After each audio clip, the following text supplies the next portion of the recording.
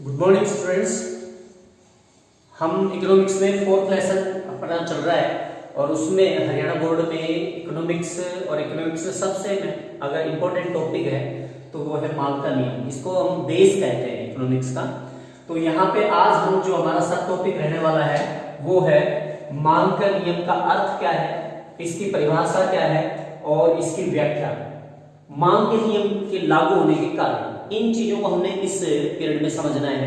तो सबसे पहले मांग का नियम क्या है, तो यहाँ पे आप देखेंगे अर्थ में हम देखेंगे कि अन्य बातें समान रहने पर। अब ये अन्य बातें क्या है, तो बेटा हमने प्रीवियस पीरियड में हमने ये देखा था कि मांग फलन के कौन कौन से तत्व यानी कि मांग को निर्धारित करने वाले तत्व, उसमें आपने देखा होगा प्रतिस्थापन, वस्तु की कीमतें हैं, टेस्ट है, उपभोक्ता की आय है, उपभोक्ता का स्वभाव, नेचर है, सीजन है, गवर्नमेंट पॉलिसी है।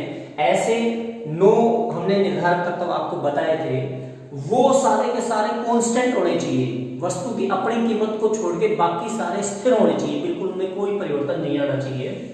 तो मांग का नियम क्या कहता है, तो मांग का नियम कहता है अन्य बातें समान रहने पर किसी वस्तु की अपनी कीमत के बढ़ने पर उसकी मांग कम हो जाती है। यानी कि आप देखिए कीमत बढ़ रही है, मांग गिर रही है, ये संबंध है, विपरीत संबंध लगाता है, ऋणात्मक संबंध है किसमें, वस्तु की कीमत और वस्तु की मात्रा में।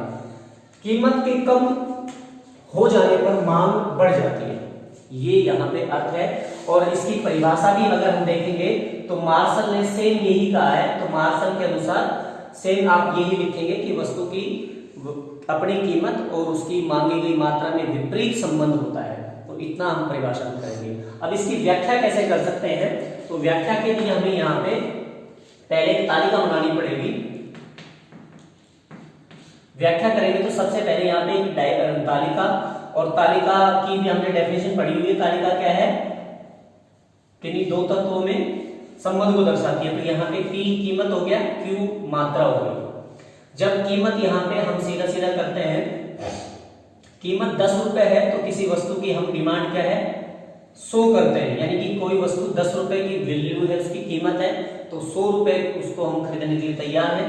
कीमत घटकर 8 हो जाती है तो उस वस्तु की डिमांड हम 150 करते हैं। कीमत घटकर 6 रुपए हो जाती है तो उसकी मांग बढ़कर 200 हो जाती है। ये यहाँ पे तालिका के बारे में भी 4 लाइनें ये से जो मैंने व्याख्या की है बताया है, इसे ही लिखना है। डायग्राम क्या है, डायग्राम में हम क्या करेंगे, OX पर हम कीमत दर्शाते हैं, डिपेंडेंट तत्व दर्शाते हैं। यहाँ पे मात्रा आएगी, मात्रा को शॉर्ट में Q के द्वारा भी दर्शा सकते हैं, क्वांटिटी। और OY पर हम यहाँ पे P कीमत में भी दर्शाते हैं। इनको स्केल कर लेंगे बराबर, 2 का ले लेंगे, 2 4 6 8 10। यहाँ पे 2 4 6 8 और 10। यहाँ पे 50 100 150 200। तो ऐसे हमने इनको स्केल कर लिया है। अभी तालिका के द्वारा डायग्राम में दर्शाएंगे। जब कीमत 10 रुपए है, यहाँ पे कीमत ये 10 रुपए है तो डिमांड कितनी हो रही है 100। तो डिमांड यहाँ पे 100 हो रही है तो एक बिंदु हमारा यहाँ पे आ जाएगा। जब कीमत घटकर, देखिए रिवर्स है, कीमत घट रही है लेकिन डिमांड बढ़ रही है, डिमांड यहाँ पे इंक्रीज हो रही है। तो कीमत घटकर 8 हो गई है, यहाँ पे कीमत घट रही है 8 हो गई है और हमारी डिमांड जो बढ़कर है 150 हो गई है। तो ये हमारा बिंदु यहाँ पे आ जाता है, ये वाला। उसके बाद कीमत और घट जाती है, 6 हो जाती है और डिमांड हमारी बढ़कर 200 हो जाती है। तो यहाँ पे हमारा पॉइंट ये आ जाता है। ये 3 बिंदु, इन रेखा बिंदुओं को मिलाने वाली जो रेखा है वो हमारी DD यानी कि डिमांड कर्व है। और ये क्या दर्शाता है, जब कीमत 10 रुपए है तो मांग 100, 8 रुपए घट जाती है कीमत तो मांग बढ़ जाती है 150।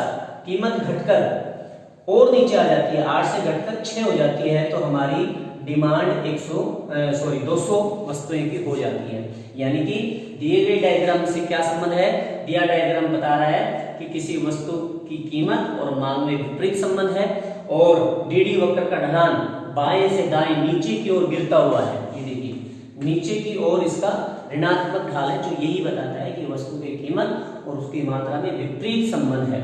अब यहाँ पे एक इंपॉर्टेंट क्वेश्चन इंक्रीज होता है। यहाँ पे सबसे महत्वपूर्ण क्वेश्चन बनता है कि किसी वस्तु का मांग वक्र ऋणात्मक क्यों होता है, या डीडी वक्र का ढलान ऋणात्मक क्यों होता है, झुका हुआ नीचे की तरफ झुका हुआ क्यों होता है। तो इसके बच्चों 5 कारण हो सकते हैं। 5 कारण में सबसे पहला कारण है घटती सीमांत उपयोगिता। अभी देखिए हमने 3rd चैप्टर में पढ़ा हुआ है, 2nd में पढ़ा था। घटती सीमांत उपयोगिता का मतलब क्या है, जैसे जैसे हम किसी वस्तु का ज्यादा उपयोग करते हैं तो उससे मिलने वाली संतुष्टि कम होती है। बताया था मैंने, एग्जांपल देके बताया था, अगर हमें बहुत ज्यादा भूख लगी हुई है, हम एक रसगुल्ला शुरू को खाते हैं तो उससे बहुत ज्यादा संतुष्टि मिलती है। अगर उसके बाद एक रसगुल्ला और खाएंगे तो पहले वाले से कम संतुष्टि मिलेगी। और एक समय ऐसा आएगा कि हम 10-15 रसगुल्ले जब खाएंगे तो एक समय ऐसा आएगा कि हम नहीं खाएंगे, मना कर देंगे और कहेंगे कि नहीं भैया मेरे को कुछ नहीं चाहिए। तो यहाँ पे संतुष्टि, सीमांत उपयोगिता गिरती हुई होती है किसी भी वस्तु की, जैसे जैसे ज्यादा उपयोग करते हैं। उपभोक्ता उस समय संतुलन में रहेगा जब वस्तु के द्वारा दी गई कीमत और वस्तु से मिलने वाली उपयोगिता दोनों बराबर हो जाए। क्योंकि सीमांत उपयोगिता घटती है, अब घटती हुई सीमांत उपयोगिता उपभोक्ता संतुलन कब करेगा, जब वस्तु की कीमत भी गिरे। तो इस वजह से एक रीजन ये है ऋणात्मक ढाल का, मांग वक्र का, कि सीमांत उपयोगिता घटती हुई होती है। तो उपभोक्ता जब वस्तु की सीमांत उपयोगिता घटती है तो उपभोक्ता ज्यादा वस्तुएं तभी खरीदेगा जब वस्तु की कीमत गिरे। दूसरा पॉइंट यहाँ पे है, आप देखें आय प्रभाव। जब किसी वस्तु की कीमत गिरती है या बढ़ती है तो उपभोक्ता की आय पर प्रभाव पड़ता है।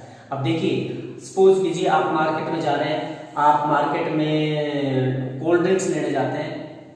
अभी कोल्ड ड्रिंक्स की कीमत 90 रुपए सोच के जाते हैं, बाजार में आपको वही कोल्ड ड्रिंक्स 70 रुपए मिल जाती है। तो आपके पास 20 रुपए आय आपकी बढ़ जाती है। अब इस 20 रुपए की आय का आप क्या प्रयोग करेंगे, या तो उस वस्तु को ज्यादा खरीदेंगे, यानी कि बढ़ी हुई आय उपभोक्ता की मांग को बढ़ाएगी।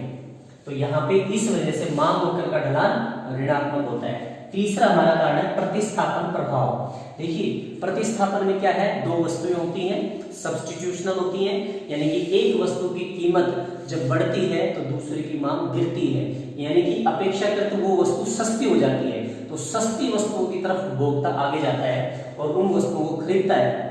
तो यहाँ पे यही संबंध मांग वक्र दर्शाता है कि जैसे जैसे कोई वस्तु सस्ती होती है अपेक्षाकृत तो उसकी मांग बढ़ती है, यानी कि यहाँ पे डाउनवर्ड हो रहा है और यहाँ पे ये अपवर्ड की तरफ जा रहा है।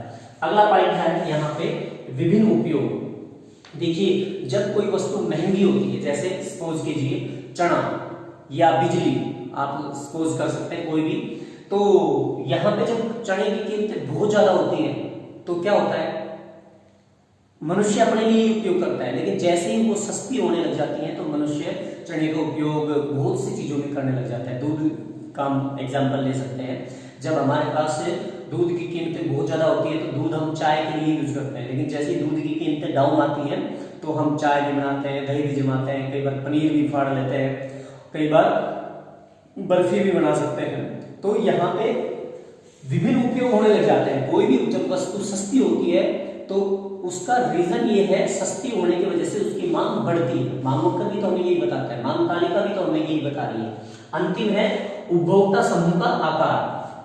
देखिए जब कोई चीज महंगी होती है तो उसमें बहुत कम उपभोक्ता होते हैं, और जब वस्तु सस्ती हो जाती है तो बहुत से उपभोक्ता वो उपभोक्ता हो जाते हैं जो पहले उस वस्तु का उपयोग नहीं कर रहे होते हैं।